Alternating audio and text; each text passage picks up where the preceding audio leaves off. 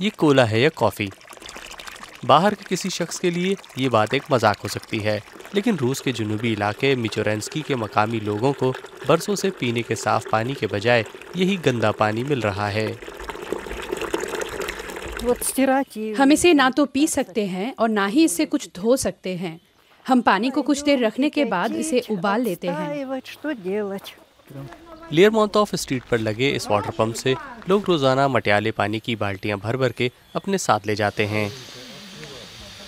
इनकी 2 मंजिला इमारत में पानी तो आता है, लेकिन इसका प्रेशर इतना कम होता है कि उन्हें पंप से पानी निकालना ज़्यादा आसान लगता है।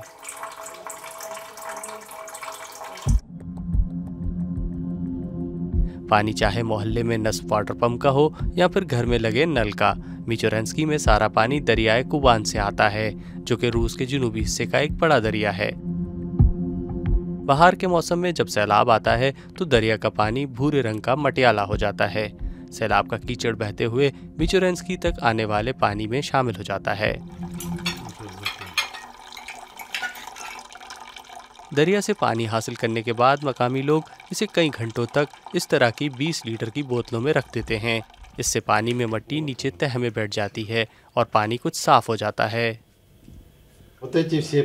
हमें यही पानी पीना पड़ता है।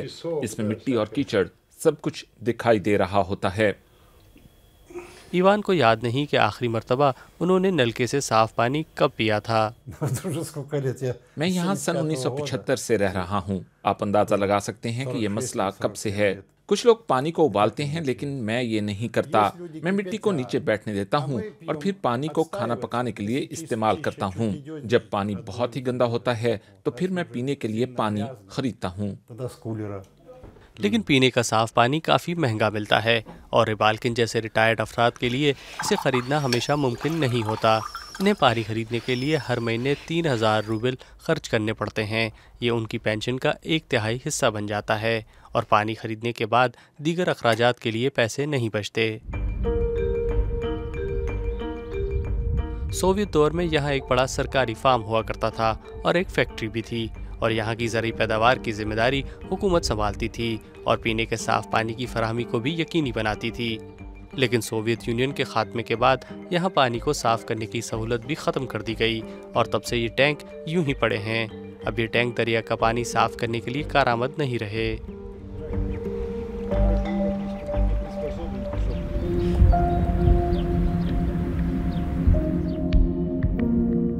माहौलियाती तहफ़्फ़ुज़ की एजेंसी की सरकारी रिपोर्ट के मुताबिक मिचोरेंस्की में वाटर सप्लाई के पाइपों में 90% तक दरिया का गंद जमा है। दरियाए कुबान से आने वाला पानी पहले ही आलूदा है। माहौलियाती तहफ़्फ़ुज़ के कारकुनान फौरी तौर पर पानी से बैक्टीरिया और केमिकल साफ़ करने के मुतालबात कर रहे हैं। जब हमने मकामी हुकाम से पानी को साफ़ करने के इक़दामात के बारे में राब्ता किया तो कोई जवाब नहीं दिया गया। ऐसा लगता है कि मिचोरेंस्की के मकामी अफराद के पास ये गंदा पानी इस्तेमाल करने के अलावा कोई और रास्ता नहीं बचा है। कभी कभी लगता है कि पानी थोड़ा साफ है। मैं इससे कपड़े धोने लगी, लेकिन मेरे सारे कपड़े गंदे हो गए। इसके बाद कपड़े फेंकने की नौबत आ जाती है।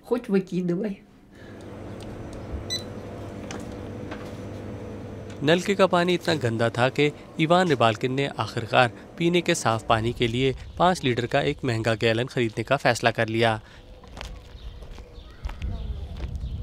लेकिन इस पानी से कुछ दिन की प्यास बुझ सकेगी, इसलिए उन्हें अपनी खुराक का भी ख्याल रखना होगा।